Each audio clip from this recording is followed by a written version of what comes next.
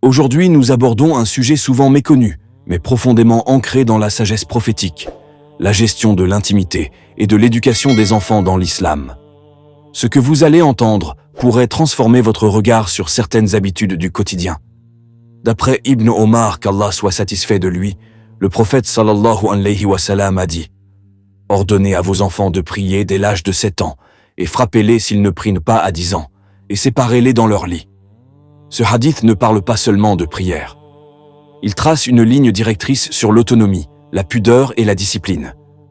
À partir de 7 ans, l'enfant entre dans une phase de conscience spirituelle. À 10 ans, il doit apprendre à distinguer les limites de l'intimité. Le prophète sallallahu alayhi wa sallam a également dit, selon Abu Saïd al-Khudri, qu'un homme ne regarde pas l'intimité d'un autre homme, ni une femme celle d'une autre femme. Qu'un homme ne partage pas son vêtement avec un autre homme, ni une femme avec une autre femme.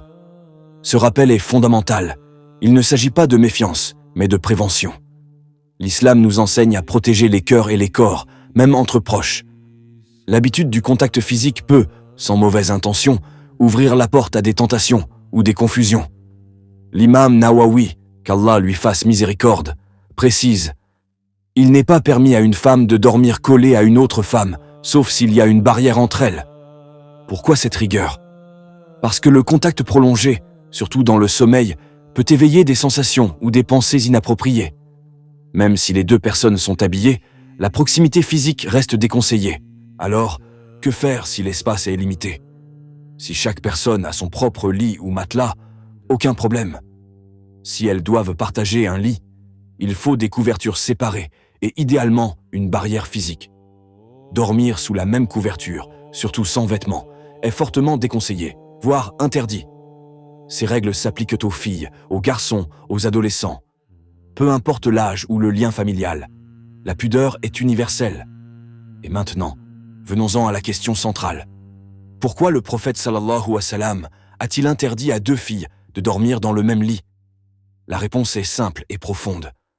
Parce que le corps s'habitue à la chaleur, au contact, et cela peut entraîner des comportements inappropriés, même entre sœurs. Le sommeil est un moment de vulnérabilité.